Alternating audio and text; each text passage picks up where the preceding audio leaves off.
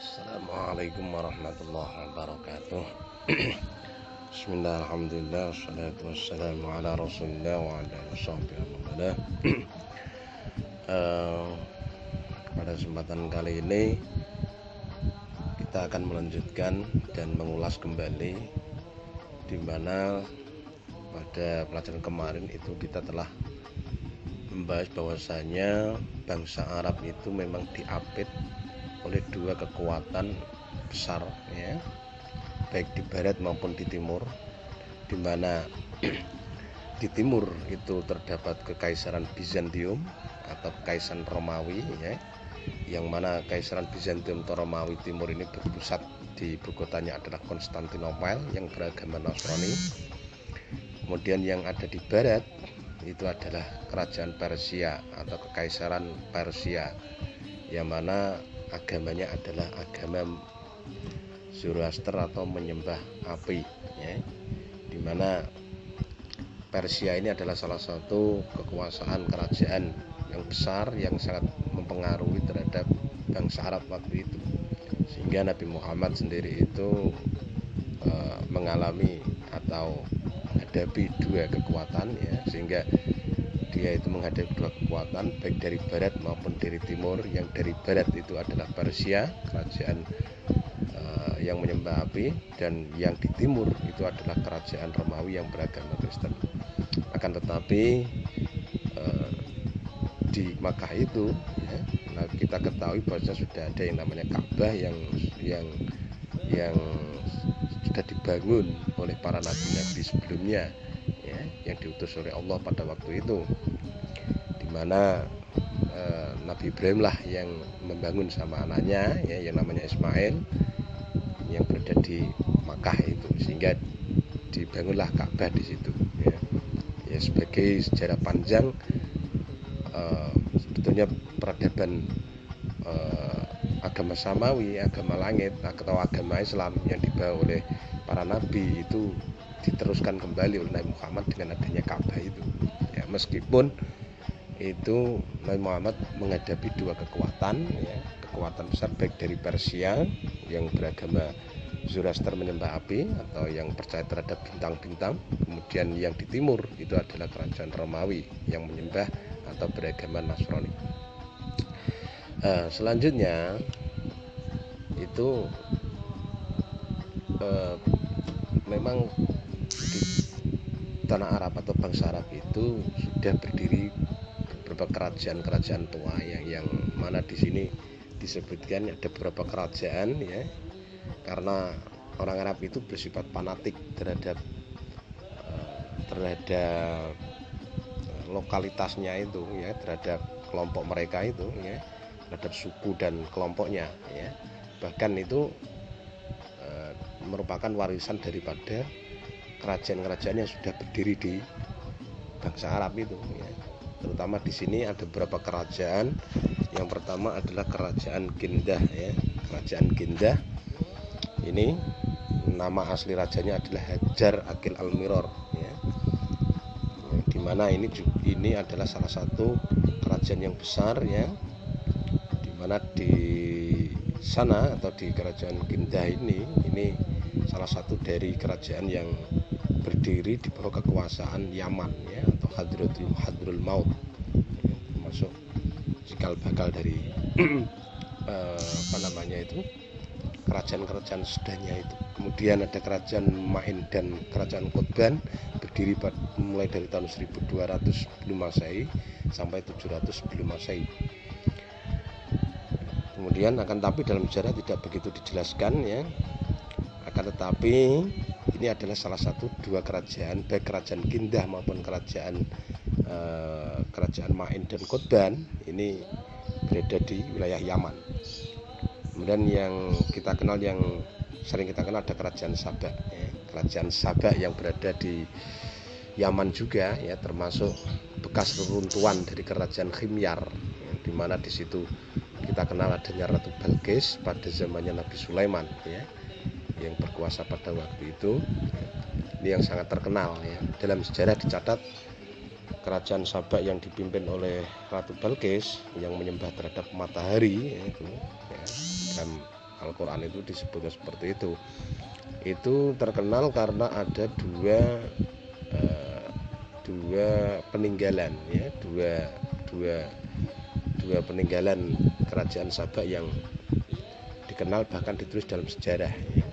Yang pertama adalah yaitu Ratu Balkis sendiri yang disebutkan dalam Al-Quran itu, sejarahnya dengan Nabi Sulaiman yang akhirnya dia tunduk dengan Nabi Sulaiman ya. Awalnya menyembah api, yang kemudian Nabi Sulaiman mengirim burung hudhud ya, akhirnya dia masuk Islam kan gitu ya. Ditulis surat, Nabi Sulaiman menulis surat untuk dikirim pada Ratu Balkis ya, mengirim burung hudhud itu ya, menulis dalam secari kertas nanti dikirim supaya untuk masuk Islam gitu ya. Dalam Quran itu ada ya. Dalam Quran itu biasanya disebutkan di sana itu ana min Sulaiman ya, ala ta'alu alayya wa'tumuni muslimin. Jadi kirim surat ini pada Ratu Balkis, nanti jatuhkan di sana tulisan Arab ini, yang tulisan suratnya itu adalah surat ini dari Nabi Sulaiman untuk supaya kamu itu masuk Islam kan. Akhirnya Ratu Balkis masuk Islam. Itu yang pertama. Kenapa kerajaan Sabak itu terkenal? Itu karena satu itu, karena Ratu Balkis itu satu itu. Kemudian yang kedua adalah ada sebuah peninggalan yang disebut dengan Bendungan Ma'rab ya. Di sini ya, jadi Bendungan Ma'rab itu di mana di Yaman itu ada sebuah peninggalan kerajaan Sabak, di mana di situ adalah sebuah bendungan ya, tempat penampungan air yang sangat besar, yang akhirnya itu karena umat kaum Sabak itu ingkar kepada Allah atau tidak mau menyembah Allah, akhirnya dikirimkan sebuah bencana ya. Tembok yang namanya Bendungan Ma'rab ini, sebuah bendungan besar ya, yang merupakan peninggalan kerajaan Sabak ini ambrol dan sehingga menghancurkan seluruh tatanan yang ada di sana.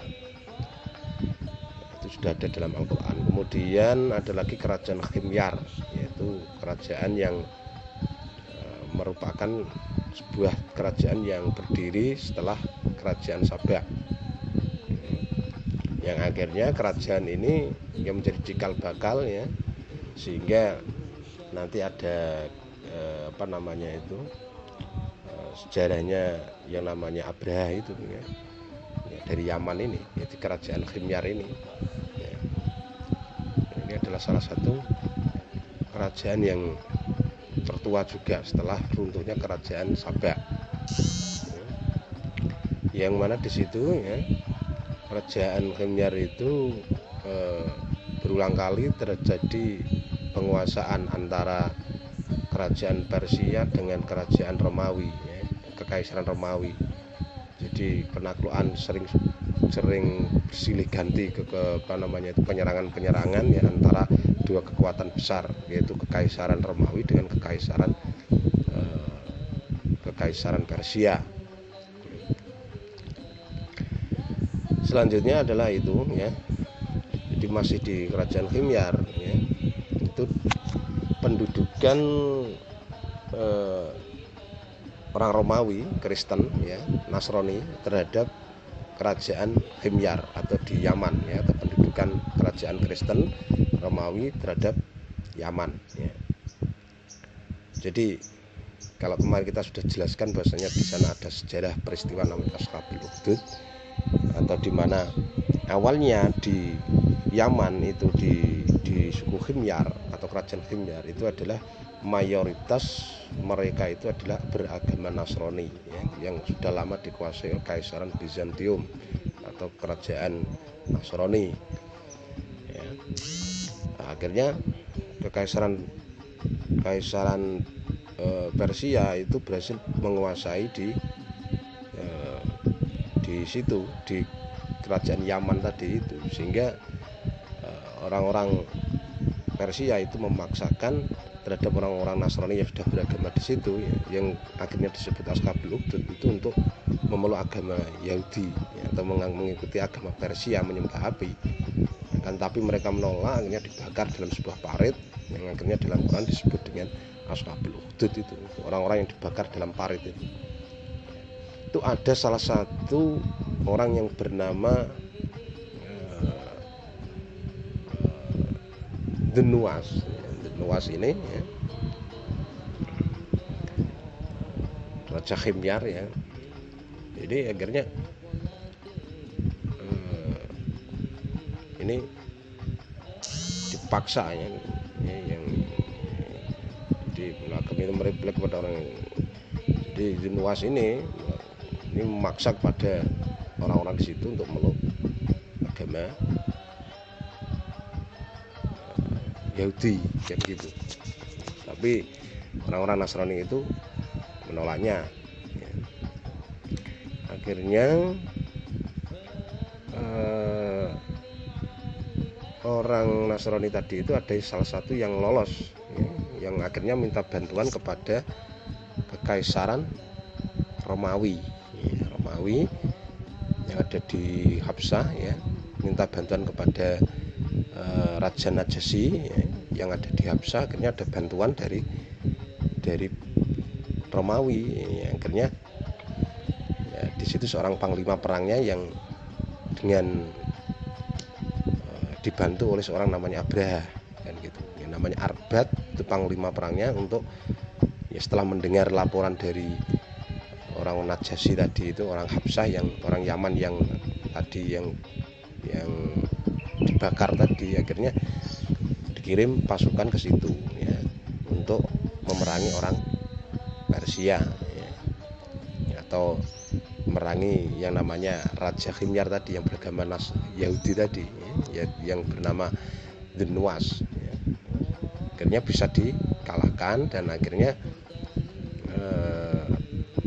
Arbat menjadi sebuah raja di situ yang akan tetapi dibunuh oleh Abraha obatnya sendiri ya. Jadi Abraha ini adalah agamanya Nasrani Kristen dan akhirnya membentuk membentuk sebuah kerajaan atau semacam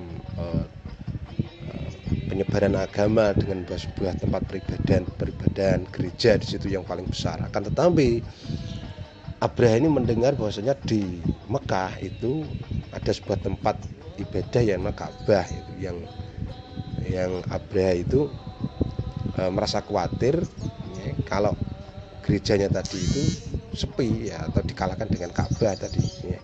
Akhirnya dia berusaha untuk mengalihkan supaya orang-orang itu mau masuk agama Nasrani ya. Nah, dan ingin memindahkan pusat peradaban dari tempat peribadahan ke Ka'bah untuk ke Yaman ya. Akhirnya menurut cerita itu Raja Abraha tadi itu membuat sebuah gereja yang besar di sana, gereja besar. Dan suatu hari ada orang Yaman yang karena jengkelnya terhadap Abraha tadi, akhirnya gereja tadi itu dikencingi ya, atau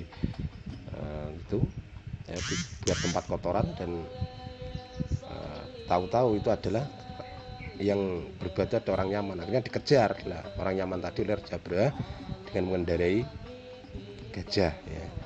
Sehingga sampailah orang Yaman tadi itu karena ketakutnya dia masuk ke dalam Ka'bah untuk bersembunyi ya. Akhirnya Abraha tadi itu ya, ingin juga menghancurkan Ka'bah itu ya, dengan alasan mencari orang yang mengotori atau tempat ibadahnya mereka ya. Dikejar itu artinya masuk ke dalam Ka'bah tadi itu yaitu orang Yaman tadi itu ya. Ya.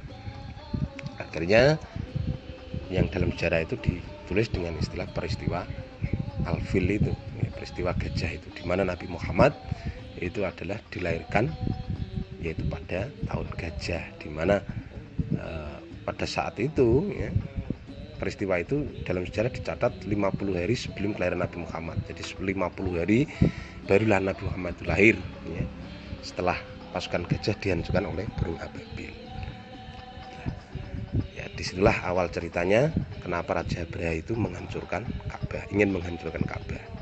Itu saja dari saya. Kalau kalam pilih semoga bermanfaat dan bisa untuk dibaca selanjutnya. Untuk selanjutnya adalah nanti kita mempelajari yaitu kota Mekah dengan detail serta sistem pemerintahan orang-orang Mekah itu dalam menjaga situs-situs penting, terutama Ka'bah dan sumur Zam-Zam. Itu aja dari saya. Assalamualaikum warahmatullahi wabarakatuh.